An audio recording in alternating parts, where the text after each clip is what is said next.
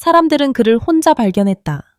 이 말은 인생의 고갯마루를 넘은 수많은 남자들의 조용한 비극의 시작이 되곤 한다. 평생을 존경과 엄격한 규율 속에서 살아온 은퇴한 교장 김영수 선생은 자신의 서재에 있는 낡은 가죽 안락의자에 고개를 떨군 채 발견되었다. 상처 하나, 도움을 청하는 외침 한마디 없이 오직 소름 끼치는 침묵만이 감돌았다. 텔레비전은 여전히 켜져 있었고 그가 더 이상 듣지 못하는 저녁 뉴스를 방송하고 있었다. 큰아들이 선물한 비단 가운은 여전히 헤쳐져 앙상한 가슴과 젊은 시절의 탄력을 잃은 피부를 드러내고 있었다. 그리고 방 전체를 감싼 공허함, 온도가 아닌 생기의 부재에서 오는 그 싸늘함, 돌이킬 수 없는 무언가, 소리 소문 없는 떠남, 최후의 항복 뒤에야 찾아오는 그런 정적. 부검보고서는 냉정한 의학 용어로 자연적인 원인에 의한 급성 신부전이라고 기록했다. 깔끔하고 합리적이며 의심할 여지 없는 결론. 그의 가족은 다른 비극이 없음에 안도의 한숨을 내쉬었다. 하지만 조용한 신호들을 읽을 줄 아는 사람들, 평생을 남성의 육체가 내는 소리에 귀 기울여온 사람들에게는 그것은 전혀 다른 이야기였다. 그것은 갑작스러운 사건이 아니었다.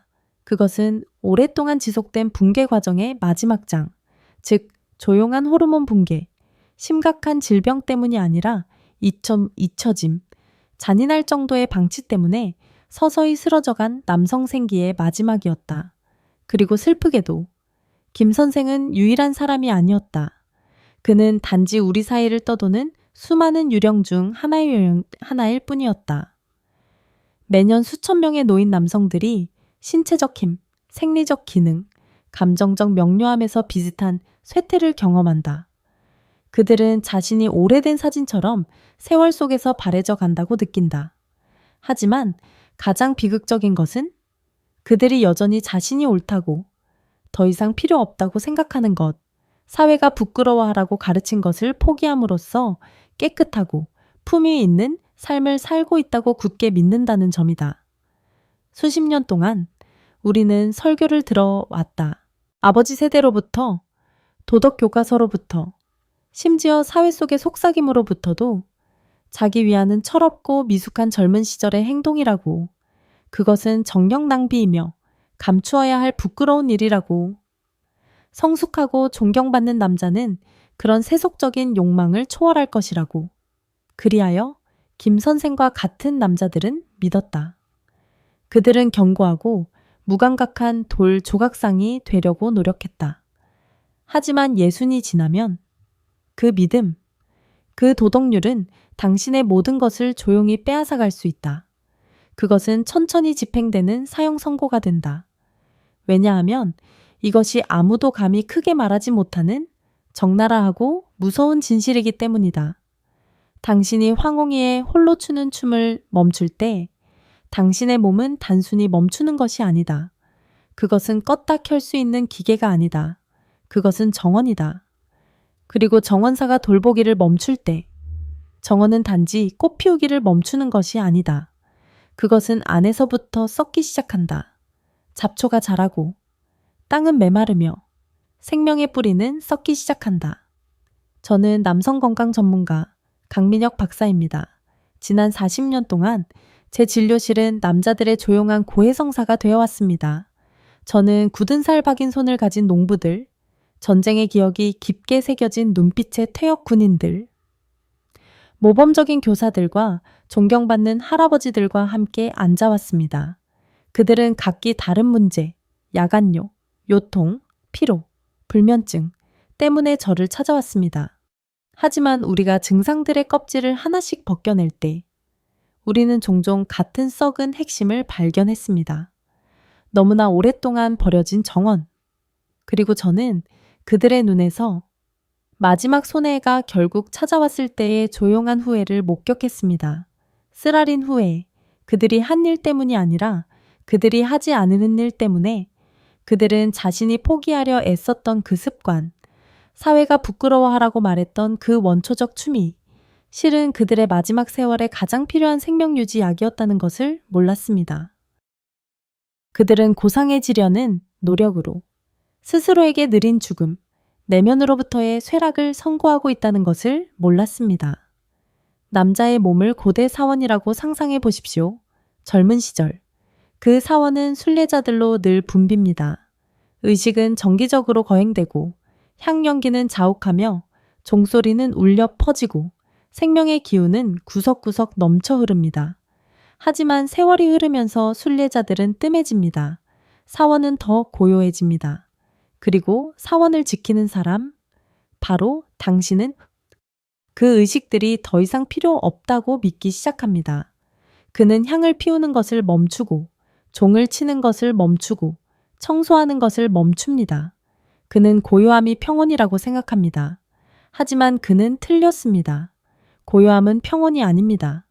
그것은 황폐함의 시작입니다. 향 연기가 없으면 사원 안의 공기는 정체되고 곰팡이가 습니다. 종소리가 없으면 박쥐와 거미줄이 공간을 차지하기 시작합니다. 순례자가 없으면 사원으로 이어지는 오솔길은 잡초로 뒤덮입니다.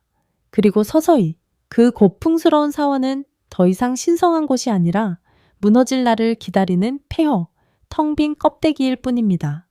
그것이 바로 김 선생에게 일어났던 일이고 수많은 다른 남자들에게 일어나고 있는 일입니다. 그들은 스스로 자신의 사원을 폐허로 만들었습니다. 그들은 방치를 고상함으로 착각했습니다. 하지만 아직 희망은 있습니다. 다행인 것은 다시 헌신적인 사원지기가 되기에 결코 늦지 않았다는 것입니다. 열등감이라는 거미줄을 쓸어내고 관심이라는 향을 다시 피우고 생명이라는 종을 치기에 결코 늦지 않았습니다. 정원은 개간될 수 있습니다. 사원은 복원될 수 있습니다. 오늘 이야기에서 우리는 건조한 숫자나 복잡한 의학 도표에 대해 이야기하지 않을 것입니다. 우리는 함께 그 붕괴의 4단계, 버려진 육체의 4가지 조용한 구조 요청을 살펴볼 것입니다. 그리고 더 중요하게 우리는 그 구조 요청에 귀 기울이고 너무 늦기 전에 응답하는 법을 배울 것입니다. 이것은 단순한 조언이 아닙니다. 이것은 초대, 당신 자신의 사원으로 돌아와 여전히 내면에 숨겨져 깨어나기를 기다리고 있는 아름다움과 신성함, 그리고 힘을 재발견하라는 초대입니다. 황폐함의 첫 단계, 뿌리에서의 조용한 쇠락. 대부분의 남자들이 죽음보다 더 두려워하는 그 침묵과 함께 귀환의 여정을 시작합시다. 왜냐하면 그것은 단지 하나의 기능을 빼앗는 것이 아니라 정체성의 일부를 빼앗기 때문입니다. 그것은 강이 흐르기를 멈출 때입니다.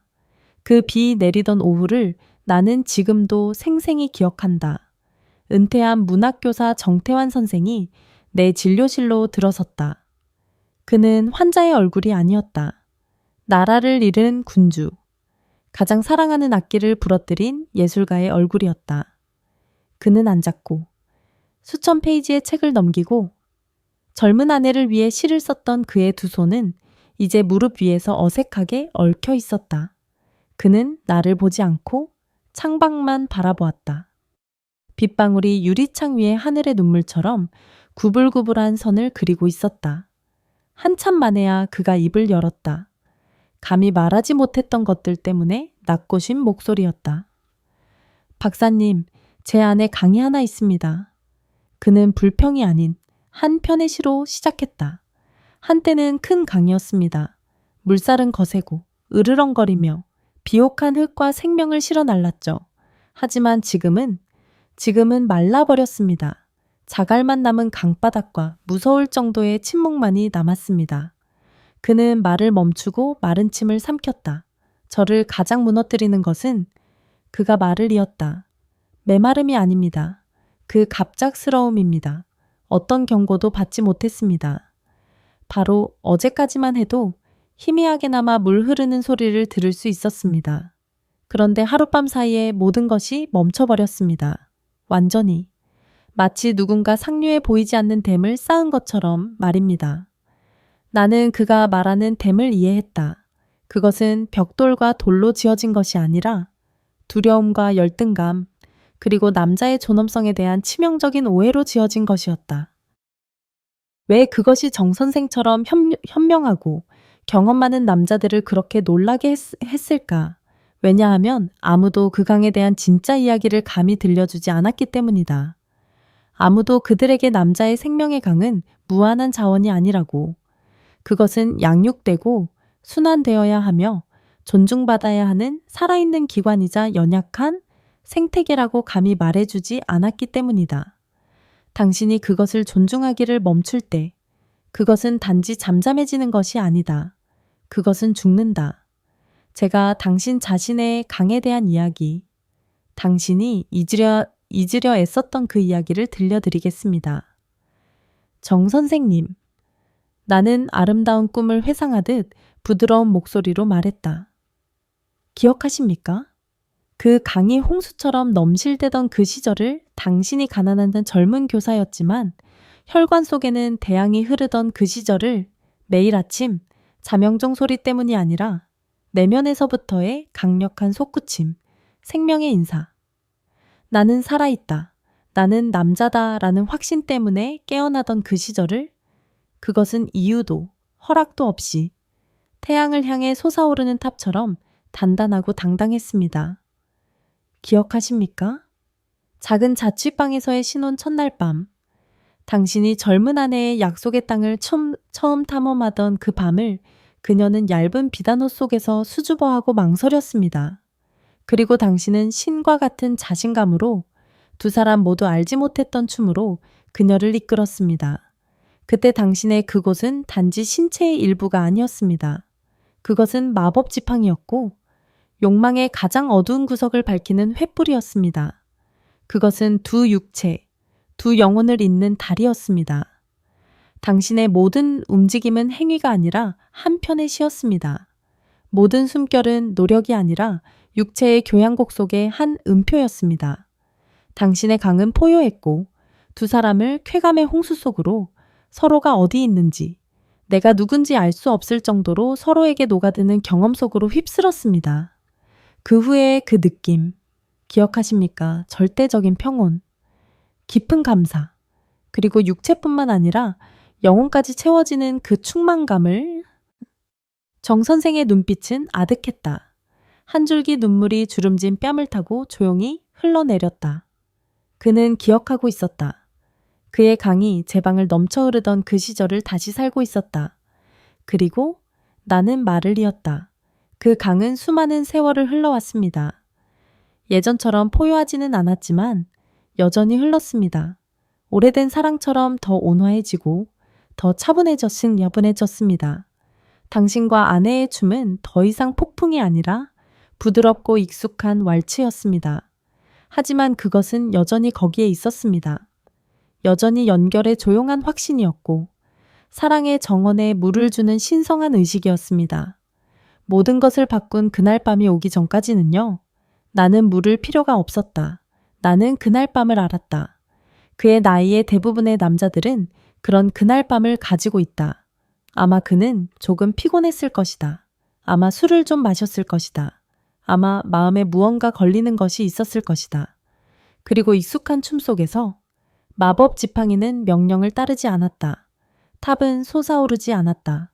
강은 주저하며 흐르기를 거부했다. 단 한 번뿐이었다. 하지만 남자에게는 한 번으로도 충분했다.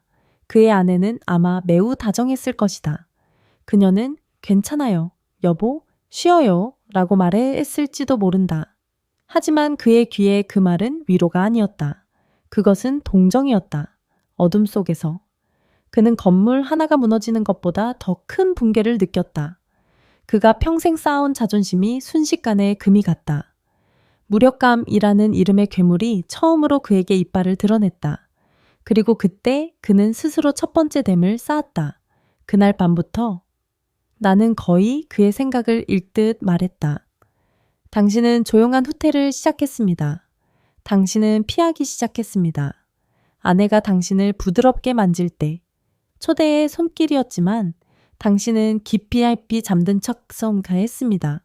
당신은 스스로에게 휴식이 필요하다고, 늙었다고, 건강을 지켜야 한다고 말했습니다. 그것은 당신이 스스로에게 들려준 고상한 거짓말이었습니다. 하지만 진실은 당신이 두려웠다는 것입니다. 또 다른 실패와 마주하는 것이 두려웠습니다. 아내의 동정 어린 눈빛을 다시 보는 것이 두려웠습니다.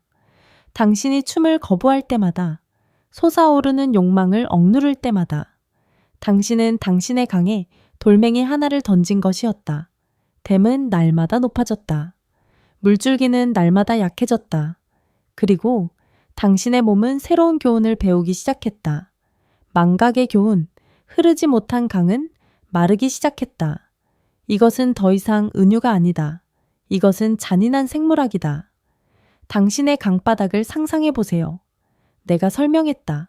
물이 세차게 흐를 때 그것은 진흙을 휩쓸어가고 강바닥을 깊고 깨끗하게 유지합니다. 하지만 물줄기가 약해지면 진흙이 가라앉기 시작합니다. 양쪽 강둑에서 잡초가 자라기 시작합니다. 강바닥은 더 얕아집니다. 그것이 바로 당신 안에서 일어난 일입니다. 혈액은 강력하고 규칙적으로 호출되지 않았기 때문에 흐름이 느려지기 시작했습니다. 더 이상 그곳의 해면체 동굴로 쏟아져 들어가지 않았습니다. 그것은 단지 채우기에는 부족한 졸졸 흐르는 물줄기일 뿐이었습니다. 그리고 피가 오지 않을 때 그것은 산소를, 영양분을 가져오지 않습니다. 한때 당당하게 부풀어 올랐던 내부의 부드러운 조직들은 위축되기 시작합니다. 더 이상 부드럽고 탄력 있지 않습니다.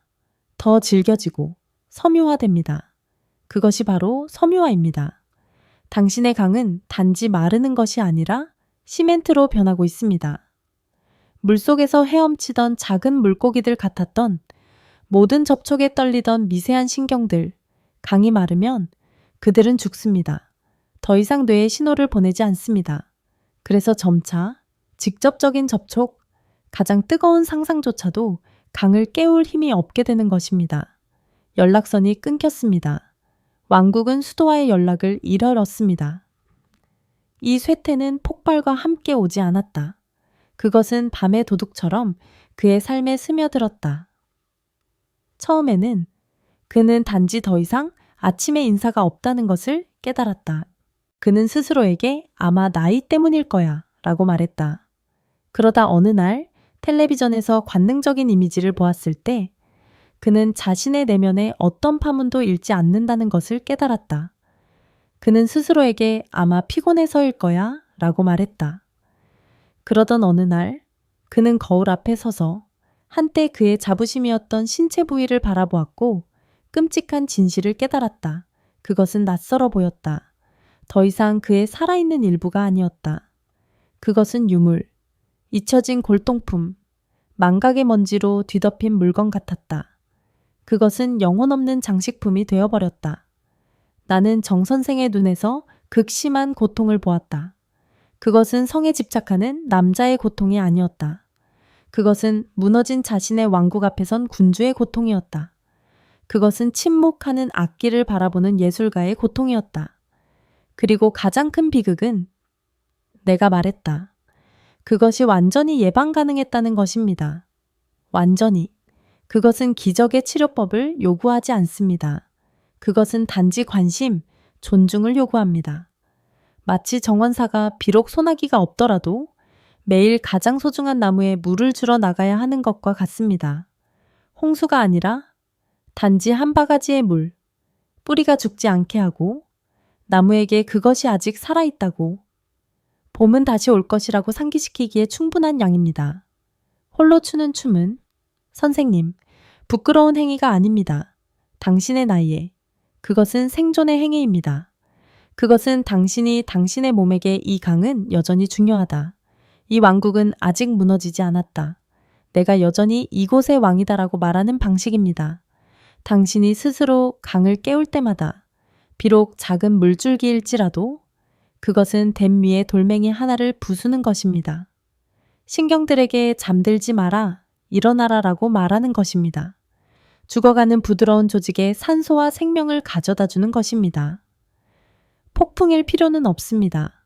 그것은 부드러운 춤, 자기 몸과의 재회일 수 있습니다. 해소의 목적이 아닌 상기시키는 목적의 애무. 하지만 그것은 행해져야 합니다. 규칙적으로, 존중과 함께, 당신이 당신의 정원에 물을 주고 당신의 사원을 유지하고 있다는 의식을 가지고 나는 말을 멈추고 내 말이 깊이 스며들도록 했다. 정 선생은 더 이상 울지 않았다. 그는 자신의 두 손을 내려다보고 있었다. 마치 처음 보는 것처럼 문학교사의 손, 남편의 손, 자신의 정원을 너무 오랫동안 잊었던 정원사의 손. 강이 다시 흐를 수 있을까요? 그가 희미한 희망이 깃든 떨리는 목소리로 물었다. 그것은 한평생의 가치가 있는 질문이었다. 그리고 내 대답은 쉬운 약속이 아니었다. 메마른 강은 하룻밤 사이에 다시 찰 수 없습니다. 선생님, 내가 말했다. 댐은 너무 높이 쌓였습니다. 강바닥은 진흙으로 가득 찼습니다. 그것은 큰 노력을 요구합니다. 당신이 직접 강으로 내려가 바로 이 두 손으로 물길을 다시 터야 합니다. 비를 기다리는 농부의 인내심을 요구합니다. 하지만 지하수는 여전히 거기에 있습니다. 수원지는 아직 완전히 사라지지 않았습니다. 당신이 진정으로 원한다면, 귀환의 여정을 떠날 준비가 되어 있다면 그렇습니다. 강은 다시 흐르는 법을 배울 수 있습니다. 하지만 결코 예전과 같지는 않을 것입니다. 더 이상 홍수는 아닐 것입니다. 더 차분하고 더 현명한, 하지만 여전히 흐르는 강, 생명의 강인 가을의 강이 될 것입니다. 그리고 죽어가는 왕국에게 그런 강은 이미 기적과도 같습니다. 나는 정 선생을 바라보았다. 그의 눈에는 여전히 메마른 강의 고통이 서려 있었다. 그는 물리적인 육체의 황폐함에 대해 이해하기 시작했다. 하지만 나는 그것이 빙산의 일각에 불과하다는 것을 알았다. 그고네의 침묵은 훨씬 더 큰 붕괴, 내면으로부터의 붕괴, 남성성의 근원 자체의 배신을 알리는 경종일 뿐이었다. 정 선생님, 나는 마치 그를 사원 아래의 비밀의 방으로 이끌듯 목소리를 낮추어 말했다. 우리가 방금 이야기한 그 강은 스스로 흐르지 않습니다. 그것을 밀어내는 보이지 않는 힘, 따뜻하게 데워주는 불꽃, 왕국의 군주로부터의 명령이 필요합니다. 그리고 그 군주는 선생님, 바로 당신의 호르몬, 혈관 속에서 여전히 희미하게 흐르는 테스토스테론이라는 용암입니다. 강의 흐름을 멈출 때 그것은 궁전 안의 불꽃이 꺼져가기 시작했다는 신호입니다. 그리고 그것이야말로 진정한 비극입니다. 왜냐하면 그 불꽃이 꺼지면 왕국 전체가 어둠과 추위 속으로 잠길 것이기 때문입니다. 이 붕괴는 폭발과 함께 시작되지 않는다. 그것은 색도, 냄새도 없는 독성 안개처럼 한 남자의 삶에 스며든다. 어느 날 아침, 그는 일어나서 자신이 더 이상 자신이 아니라고 느끼지만 왜 그런지 설명할 수 없다. 침대에서 나와 상쾌한 아침 공기를 마시고 싶어 했던 그 활기찬 느낌이 사라졌다. 대신 보이지 않는 바위가 가슴을 짓누르는 듯한 무기력함, 무거움이 자리 잡는다. 그는 수십 년간 유지해온 아침 산책 습관을 건너뛴다. 오늘 날씨가 좀 춥네. 그는 스스로에게 말한다. 아침 식사, 아내가 끓여준 뜨끈한 김치찌개가 문득 맛이 없다. 그는 몇 숟가락 뜨는 둥, 마는 둥 하다가 일어선다. 배가 안 고프네. 그는 말하지만 진실은 삶의 미각 자체를 잃어버렸다는 것이다. 그의 기분은 파도 하나 없는 호수처럼 평평해진다. 극도의 기쁨도 깊은 슬픔도 없다. 그저 잿빛 퍼져나가는 무관심뿐이다. 그는 사소한 일에 더 쉽게 짜증을 낸다. 아내의 텔레비전 소리가 문득 너무 시끄럽게 느껴진다. 괜찮아요? 라는 그녀의 질문이 문득 성가신 간섭이 된다. 그는 서재로 움츠러든다. 독서를 위해서가 아니라 그저 거기에 앉아 허공을 응시하며 모래가 손가락 사이로 빠져나가듯 중요한 무언가가 자신에게서 빠져나가고 있음을 느끼기 위해서다. 진료실에서 나는 수백 가지 비슷한 이야기를 들었다. 그들은 나이 탓을 한다. 늙으면 다 그렇죠, 박사님. 그들은 스트레스 탓을 한다. 요즘 자식들 때문에 골치 아픈 일이 많아서요? 그들은 수면 탓을 한다. 어젯밤에 잠을 잘 못 자서요. 그것들은 모두 사실인 이유들이지만 썩어버린 뿌리를 가리는 나뭇가지에 불과하다. 그리고 우리가 함께 간단한 혈액 검사로 깊이 파고들 때 우리는 종종 같은 냉혹한 진실을 발견한다. 불꽃은 꺼졌다. 그들의 테스토스테론 수치는 경고 수준으로 떨어졌다. 단지 나이에 따른 자연스러운 감소, 점진적이고 완만한 후퇴가 아니다. 그것은 자유낙하, 아무도 예상치 못한 한 가지 요인에 의해 가속화된 붕괴였다. 성적 자극의 완전한 상실, 원초적 춤의 완전한 포기. 그리고 이것이 대부분의 사람들, 심지어 많은 의사들조차도 당신에게 적나라하게 말해주지 않으는 비밀이다. 홀로 추는 춤은 단지 육체의 유희가 아니다. 그것은 뇌와 당신의 힘의 공장 사이의 깊은 생물학적 대화이다. 이렇게 상상해 보세요. 선생님. 나는 정 선생에게 설명했다. 당신 머릿속에는 시상하부라는 뛰어난 지휘자가 있습니다. 그리고 당신 고함 바로 아래에는 남성성의 음악, 테스토스테론을 만들어내는 교향악단이 있습니다. 젊은 시절, 지휘자와 악단은 텔레파시와 같은 연결을 가지고 있었습니다. 당신이 아름다운 이미지를 보거나 달콤한 말을 듣거나 혹은 단순히 스쳐 지나가는 생각만으로도 지휘자는 지휘봉을 휘두릅니다. 화학적 신호가 보내지고 악단은 웅장한 음악을 연주합니다. 테스토스테론이 방출되어 혈액 속으로 흘러 들어가 흥분, 힘, 그리고 생명을 가져다 줍니다. 홀로 추는 춤은 당신이 그것을 기억으로 하든 상상으로 하든 혹은 단지 육체의 필요에 대한 응답으로 하든 바로 당신이 당신의 악단을 위해 정기적인 리허설을 유지하는 방식입니다. 흥분할 때마다 지휘자는 신호를 보냅니다. 해소할 때마다 악단은 칭찬을 받습니다. 보상의 호르몬인 도파민이 치솟습니다. 시상하부가 활성화됩니다. 그리고 악단은 비록 나이가 들었지만 여전히 분명한 메시지를 받습니다. 공연은 아직 끝나지 않았다. 관객은 여전히 거기에 있다. 계속해서 음악을 연주하라. 하지만 당신이 그 춤을 완전히 멈출 때, 무대를 몇 주, 몇 달 동안 침묵 속에 잠기게 할 때, 악단이 받는 메시지는 완전히 반대입니다. 지휘자는 더 이상 지휘봉을 휘두르지 않습니다. 객석은 텅 비어 있습니다. 악단은 공연이 끝났다고, 관객이 모두 떠났다고 생각합니다. 그리고 그들은 공연이 없는 악단이 할 일을 하기 시작합니다. 그들은 악기를 상자에 넣습니다. 규모를 축소합니다. 단원들을 조기 퇴직시킵니다. 당신의 힘의 공장은 고장나서가 아니라 더 이상 필요 없다고 생각하기 때문에 스스로 문을 닫기 시작합니다. 이 쇠락의 순환이 시작되면 그것은 잔인한 하강의 소용돌이를 만들어낸다. 낮은 테스토스테론은 욕망을 감소시킨다. 감소된 욕망은 춤을 더욱 멀어지게 만든다.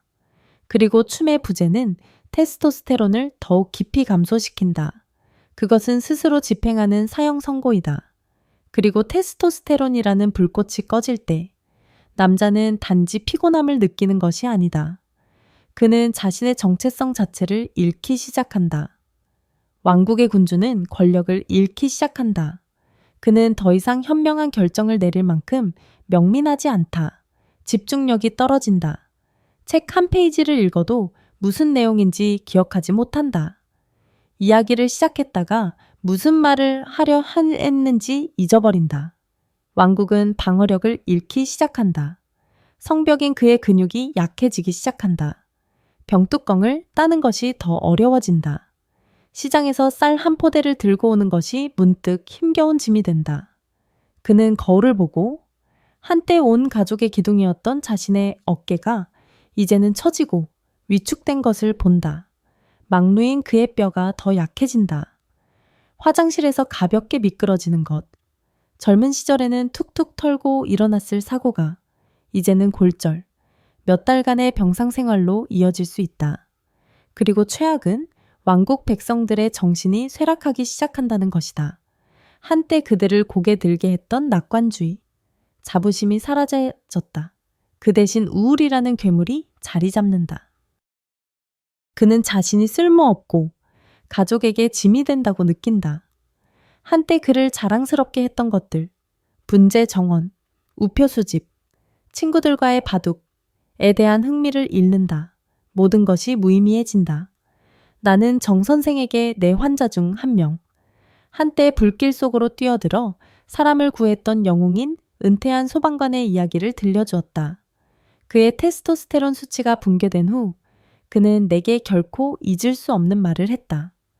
박사님, 저는 제가 더 이상 중요하지 않다고 느끼기 시작했습니다. 제 자신의 집에서 유령이 되어가는 것 같습니다. 나는 그때 그의 눈을 보았고 허영심을 보지 않았다. 깊은 슬픔, 폐위된 군주의 고통, 음악을 만드는 법을 잊어버린 예술가의 고통을 보았다. 그는 더 이상 거울 속의 남자를 알아보지 못했다. 영웅은 사라지고 피곤하고 무관심한 텅 빈 껍데기만 남았다. 그리고 이것은? 나는 정 선생에게 말했다. 일어나지 않아도 될 일이었습니다. 전혀요. 값비싼 약이나 복잡한 치료법을 요구하지 않았습니다. 그것은 단지 당신 내면의 불꽃이 여전히 돌봄이 필요하고 관심이라는 장작으로 지펴져야 한다는 것을 인정하기만 하면 되는 일이었습니다.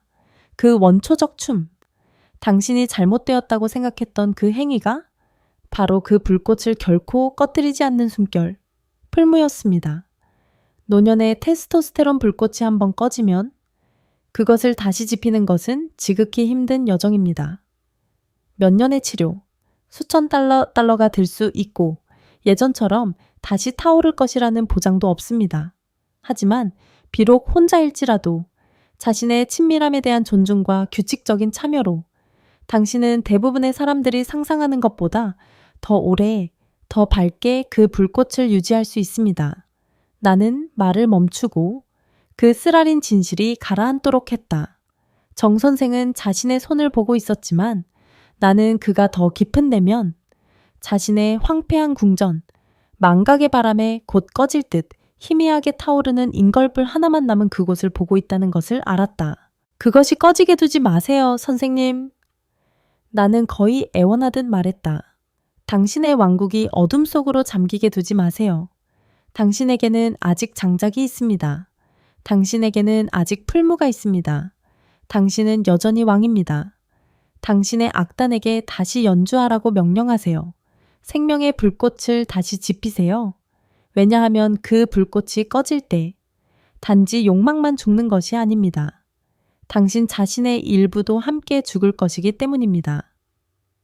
나는 정 선생을 바라보았다. 그는 마른 강과 꺼진 불꽃에 대해 이해했다.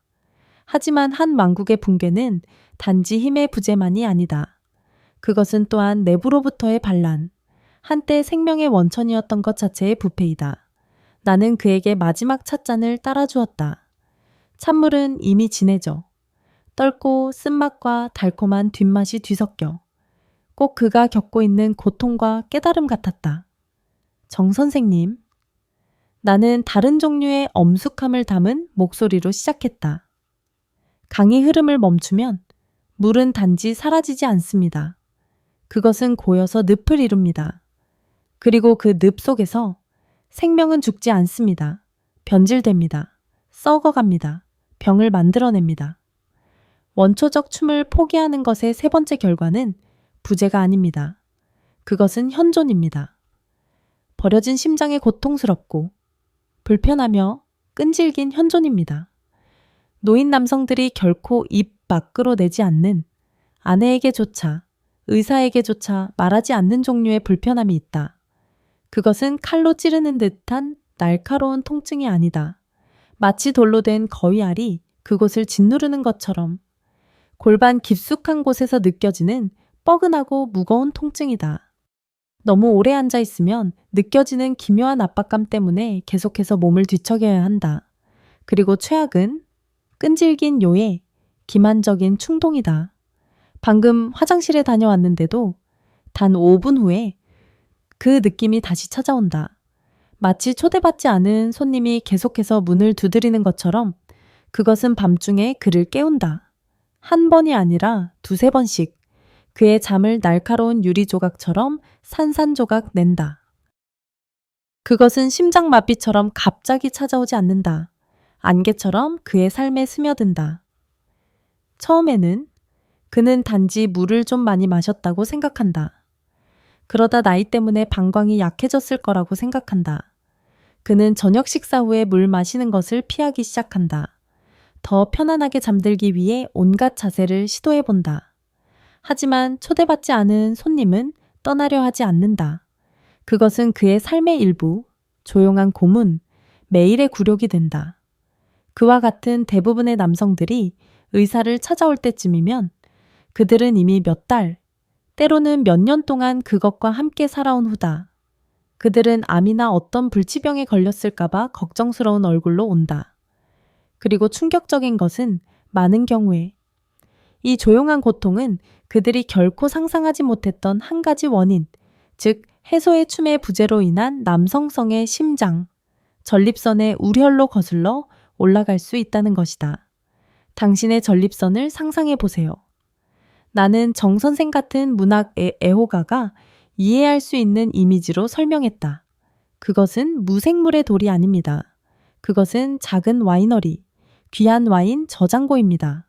매일 그것은 특별한 종류의 와인, 생명의 정수인 우유빛 액체, 전객을 생산합니다.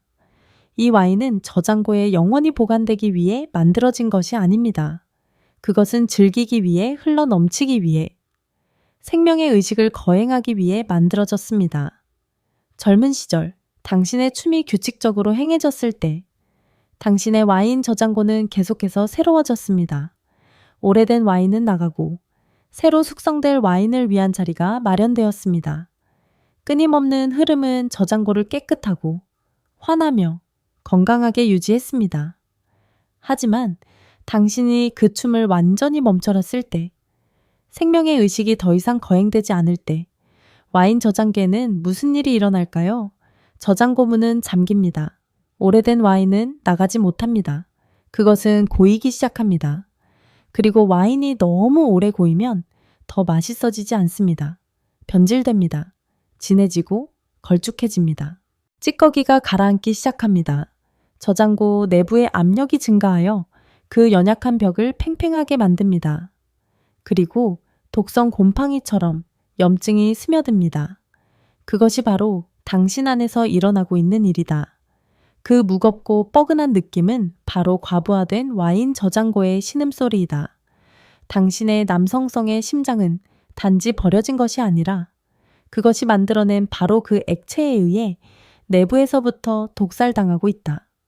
그리고 그것의 반란은 이웃 왕국에 영향을 미치기 시작한다. 그것은 부풀어 올라 바로 옆의 요도를 압박한다. 마치 길가로 자란 나무가 교통체증을 유발하는 것처럼. 그래서 당신의 소변줄기가 약해지고 주저하게 되는 것이다. 마치 노인이 불안정하게 걷는 것처럼. 그래서 소변을 다 보지 못한 느낌이 드는 것이다. 그 나무 뒤에 소변의 일부가 여전히 갇혀있기 때문이다. 또한 주위의 신경을 압박하여 뇌에 잘못된 신호를 보낸다. 그래서 방광이 비어있음에도 불구하고 항상 소변이 마려운 느낌이 드는 것이다. 방광은 죄가 없지만 나쁜 이웃에게 계속해서 시달리고 있는 것이다. 당신과 같은 많은 남성들이 방광 문제라고 생각하며 진료실을 찾는다. 그들은 이뇨제, 방광 이완제를 처방받는다. 하지만 그것은 단지 증상치료일 뿐. 침범한 나무를 베어내는 대신 임시차선을 여는 것과 같다. 많은 경우에 해결책은 약물이 아니다. 해결책은 움직임이다. 해소의 춤을 통한 신체의 자연적인 정화 과정이다. 춤이 너무 오랫동안 잊혀지면 그 결과는 심각해질 수 있다. 일부 남성들은 만성 전립선염, 즉 치료하기 매우 어렵고 함께 살아가기는 더욱 힘든 고통스럽고 장기적인 염증 상태로 발전한다. 그것은 마치 몸속 깊은 곳에 있는 치통, 결코 끝나지 않는 통증과 함께 사는 것과 같다. 다른 사람들은 단지 정상적으로 소변을 보기 위해 침습적인 수술에 직면해야 한다. 그리고 신체적 불편함 외에 대부분의 남성들이 결코 듣지 못하는 또 다른 위험의 층이 있다. 암이라는 이름의 위협. 당신을 겁주려는 것은 아니지만 이것은 과학적 사실이다. 하버드 대학의 유명한 연구를 포함한 많은 대규모 연구들은 강력한 연관성을 보여주었다. 해소의 춤을 규칙적으로 수행하는 남성들은 전립선암에 걸릴 위험이 현저히 낮았다. 그 배우의 이론은 집 청소처럼 간단하고 논리적이다. 당신의 와인 저장고를 상상해 보세요. 내가 말했다. 당신이 정기적으로 그것을 정화할 때 당신은 찌꺼기, 늙은 세포, 시간이 지남에 따라 축적될 수 있는 잠재적으로 해로운 물질들을 배출하는 것입니다. 당신은 내부 환경을 깨끗하고 신선하게 유지하는 것입니다. 하지만 당신이 그 액체가 몇 달, 몇 년 동안 고이게 내버려 두면 그것은 고인 연못이 됩니다. 그리고 그 고인 연못 속에서 이 독성 물질, 비정상적인 세포들은 성장하고 변이할 더 많은 시간을 갖게 됩니다. 만성염증은 비옥한 토양처럼 암의 씨앗이 싹트고 자랄 완벽한 조건을 만듭니다. 나는 거의 2년 동안 어떤 성적 활동도 하지 않은 내 환자 한 명에 대해 이야기했다. 그는 필요를 느끼지 못했다고, 그 일은 이미 과거라고 생각했다고 나에게 말했다. 하지만 그의 PSA 전립선 특이 항권 수치가 급등하고 우리가 추가 검사를 했을 때 우리는 심각한 우려를 발견했다. 그의 전립선은 부어 있었고 심하게 염증이 있었다. 그리고 그는 때로는 해소의 춤을 유지하는 것과 같이 간단하고 자연스러운 일로 피할 수 있었을 생검에 대한 논의에 직면해야 했다. 이것은 방종이나 육체적 욕망을 조장하는 것이 아닙니다. 나는 정 선생에게 강조했다. 이것은 고통을 예방하는 것입니다. 이것은 자기 관리, 신체 존중의 행위입니다. 매일 양치질하는 것은 탐식의 행위가 아니라 충치를 예방하기 위한 것입니다. 운동하는 것은 허영의 행위가 아니라 심장을 건강하게 유지하기 위한 것입니다. 그리고 당신의 나이에 해소의 춤을 거행하는 것은 음란한 행위가 아닙니다. 그것은 당신의 남성성의 심장이 병든 늪으로 변하는 것을 막기 위한 것입니다. 그것을 정화의식으로 생각하세요. 당신의 몸에 감사를 표하고 더 이상 필요하지 않으신 것들을 제거하도록 돕고 내부의 흐름을 항상 맑게 유지하는 방법으로요. 당신은 다른 누군가를 위해 그것을 할 필요가 없습니다. 당신 자신을 위해 하는 것입니다. 당신의 잠을 위해, 당신의 편안함을 위해, 그리고 당신의 미래 건강을 위해. 정 선생은 침묵했다. 그의 눈은 비어있는 찻잔을 응시하고 있었다. 나는 그가 무슨 생각을 하는지 알았다.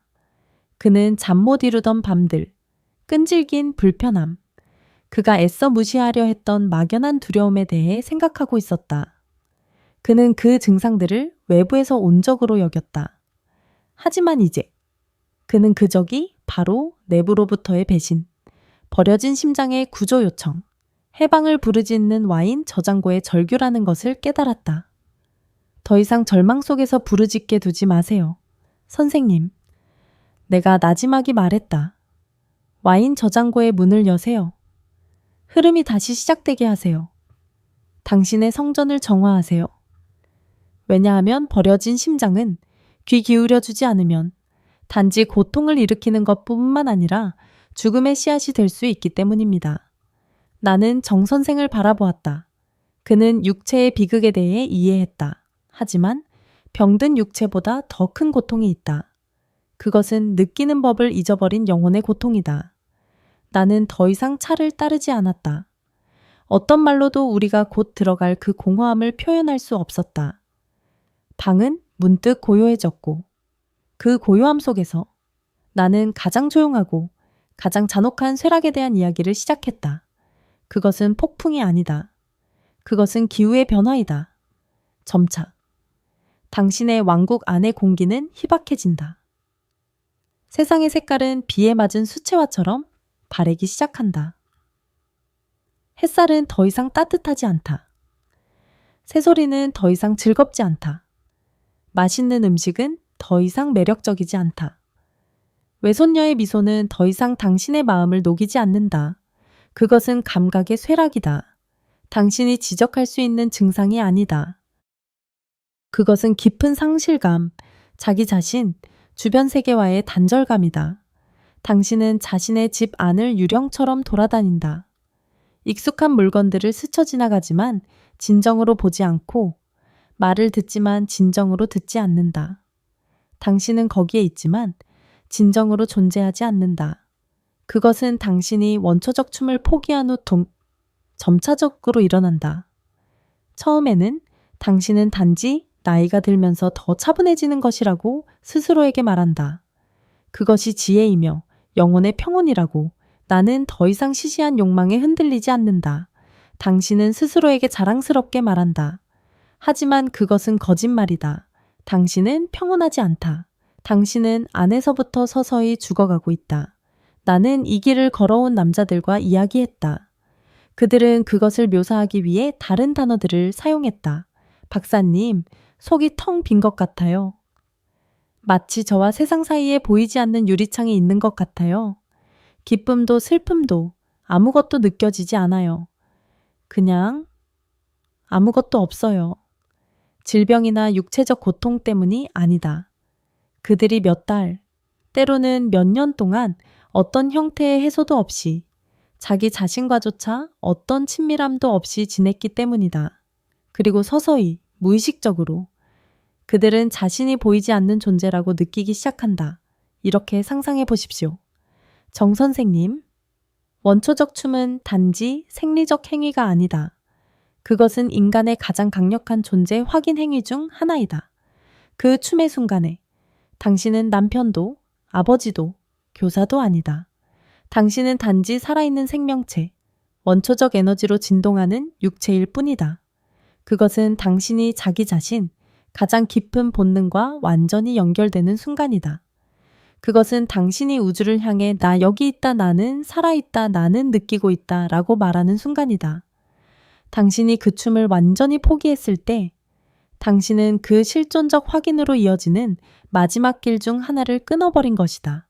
당신은 그것이 더 이상 필요 없다는 거짓말을 믿기 시작했다. 그리고 당신이 그 육체적 연결이 필요 없다고 믿을 때 당신의 뇌는 어떤 연결도 필요 없다고 믿기 시작한다. 이것은 공허한 철학이 아니다. 이것은 신경과학이다. 당신 머릿속에는 내가 설명했다. 정교한 화학 공장이 있습니다. 당신이 흥분과 해소의 춤에 참여할 때 그 공장은 마법의 칵테일을 생산합니다. 기쁨과 보상의 화학물질인 도파민이 뇌를 가득 채우며 이거 정말 좋다. 또 하자라고 당신에게 말합니다. 연결과 사랑의 화학물질인 옥시토신이 방출되어 비록 혼자일지라도 따뜻함, 신뢰, 유대감을 만들어냅니다. 신체의 자연 진통제인 엔도르핀이 솟구쳐 육체적 고통과 마음의 불안을 달래줍니다. 이 칵테일은 단지 쾌감을 가져다 주는 것이 아닙니다. 그것은 당신의 기분을 조절하는 것입니다. 그것은 당신이 스트레스에 맞서 싸우도록 돕는 것입니다. 그것은 당신의 감정적 안정을 강화하는 것입니다. 그것은 영혼이라는 기계의 윤활유입니다. 당신이 춤을 멈췄을 때 당신은 그 화학 공장의 문을 닫은 것입니다. 당신은 스스로 마법 칵테일의 공급을 끊는 것입니다. 그리고 윤활유가 공급되지 않는 기계에 무슨 일이 일어날까요? 삐걱거리기 시작합니다. 망가지기 시작합니다. 도파민이 없으면 당신은 동기를 잃고 사소한 것에서 기쁨을 잃습니다. 옥시토신이 없으면 당신은 군중 속에 있더라도 외로움, 고립감을 느끼기 시작합니다. 엔도르핀이 없으면 당신은 통증에 더 민감해지고 불안과 우울에 더 쉽게 공격당합니다. 나는 한때 자신감 넘치고 사교적이며 모든 파티의 중심이었던 남자들이 점차 말이 없어지고 움츠러들고 무관심해지는 것을 보았다. 그들의 아내와 자녀들은 무슨 일이 일어나고 있는지 이해하지 못한다. 그들은 그가 변했다고, 더 이상 그들을 사랑하지 않는다고 생각한다. 하지만 진실은 그가 느끼는 능력을 잃었기 때문에 사랑하는 능력을 잃었다는 것이다. 그는 스스로 자신의 감정의 우물을 말려버렸다. 그리고 이것이 그것을 가장 위험하게 만드는 보이지 않는 함정이다. 대부분의 남자들은 이 연결이 존재한다는 것을 깨닫지 못한다. 그들은 결코 영혼의 감정적 마비, 공허함을 몇 달 전에 내렸던 친밀함에 참여하는 것을 멈추기로 한 결정과 연결시키지 않는다. 그들은 그것이 별개의 문제라고 생각한다. 그들이 그 영향을 느낄 때쯤이면, 자신이 무관심이라는 대양에 빠져 있다는 것을 깨달을 때쯤이면 손상은 이미 시작되었다. 그리고 그것을 되돌리기 위해서는 호르몬 치료나 항구울제 한 알 이상이 필요하다. 그것은 훨씬 더 어려운 것을 요구한다. 자기 자신과의 관계를 재건하는 것, 그것은 당신이 거울 앞에 서서 그 안에 남자의 눈을 깊이 들여다보고 미안하다고 말하는 것을 요구한다.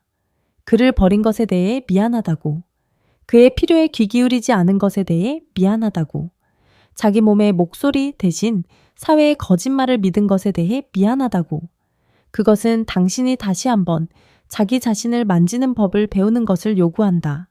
부끄러움이나 죄책감이 아니라 몇 년 만에 다시 만난 오랜 친구의 호기심과 연민으로 자신의 피부의 따뜻함, 심장의 고동을 느끼는 법을 배우는 것. 그것은 당신이 비록 노년일지라도 당신의 몸은 여전히 악기라는 것을 기억하는 것을 요구한다. 더 이상 젊은 시절처럼 웅장한 교향곡을 만들어내지는 못할지라도 여전히 따뜻하고 깊으며도 감동적인 첼로의 선율을 연주할 수 있다. 그것은 여전히 더 연주되기를, 느껴지기를, 표현되기를 갈망한다. 이것이 제 마음을 가장 아프게 하는 결과입니다. 정 선생님, 왜냐하면 그것은 단지 한 남자의 건강을 빼앗는 것이 아니기 때문입니다. 그것은 그가 깨닫지도 못하는 사이에 그의 존엄성을 빼앗습니다. 그것은 그가 한때 지녔던 조용한 자신감을 앗아갑니다. 그가 한때 베풀었던 따뜻함을 앗아갑니다. 그리고 그가 더 이상 알아보지 못하는 껍데기만 남깁니다. 그는 자신의 삶에서 낯선 사람이 됩니다. 나는 정 선생을 보았다. 그는 아무 말도 하지 않았다. 그는 그저 울었다. 고통의 눈물이 아니라 깨달음의 눈물이었다. 그는 자신이 버린 남자를 위해 울고 있었다. 그는 자신의 시들어가는 영혼을 위해 울고 있었다. 하지만 그 눈물 속에서 나는 한 줄기 희망을 보았다. 왜냐하면 깨달음이야말로 치유의 첫걸음이기 때문이다. 아직 늦지 않았습니다. 선생님. 나는 그의 어깨에 손을 얹으며 말했다. 자기 자신에게 돌아오기에 결코 늦지 않았습니다. 사라졌다고 생각했던 에너지를 다시 깨우기에 결코 늦지 않았습니다. 사원은 황폐해졌을지 모르지만 토대는 여전히 거기에 있습니다. 당신이 기꺼이 빗자루를 들고 청소를 시작하기만 한다면 말입니다. 그리고 그것이 제가 당신에게, 그리고 듣고 있는 모든 남자들에게 드리는 마지막 초대입니다. 결론 제외의 초대 많은 노인 남성들이 가지고 있는 친밀함, 쾌감, 욕망은 젊음의 것이며 특정 나이가 지나면 당신의 몸은 조용해져야 한다는, 자기 자신의 그 부분을 포기하는 것이 고귀하고 존경받을 만한 행동이라는 잘못되고 해로운 믿음이 있습니다. 하지만 40년 이상 의사로서 가장 은밀한 이야기들을 들어온 사람으로서 저는 당신에게 말할 수 있습니다. 그 믿음은 거짓말입니다. 너무나 많은 조음다는 종륜 남자들의 건강, 행복, 그리고 정체성을 빼앗고 있는 거짓말입니다. 오늘 우리는 원초적 춤을 포기했을 때의 붕괴의 4단계를 함께 살펴보았습니다. 기능의 쇠락으로 이어지는 흐름을 멈춘 강, 호르몬과 생기의 붕괴로 이어지는 꺼져가는 불꽃, 질병과 고통으로 이어지는 고인 늪, 그리고 마지막으로 무감각한 삶으로 이어지는 영혼의 쇠락. 이것들은 작은 변화가 아닙니다. 이것들은 나이 때문이 아니라 망각 때문에 일어나는 인생을 바꾸는 변화입니다. 하지만 좋은 소식은 꼭 이래야만 하는 것은 아니라는 것입니다. 당신의 몸은 느끼는 법을 여전히 기억합니다. 당신의 마음은 여전히 연결을 갈망합니다. 그리고 당신의 건강은 여전히 당신이 자기 자신의 모든 부분, 아무도 보지 못하는 부분까지도 존중하는지에 달려 있습니다. 이것은 욕망에 관한 것이 아닙니다. 이것은 생명에 관한 것입니다. 그것은 당신을 강하고 온전하며 인간답게 느끼게 하는 것을 보존하는 것에 관한 것입니다. 당신은 침묵 대신 건강을 선택했다고 해서 부끄러워할 필요가 없습니다. 이 메시지가 당신의 마음에 비록 조금이라도 와 닿았다면 저는 당신이 그것을 진지하게 받아들이기를 초대합니다. 그것을 개인적인 것으로 받아들이세요. 왜냐하면 그것은 바로 당신의 것이기 때문입니다. 당신은 혼자가 아니며 당신의 여정은 아직 끝나지 않았습니다. 존중과 감사로 자기 자신과 재회할 때입니다. 강이 다시 흐르게 하고 불꽃이 다시 지펴지게 하고 늪이 인품이 정화되게 하고 그리고 영혼이 다시 한번 생명의 춤, 결코 끝나지 않는 춤으로 노래하게 할 때입니다.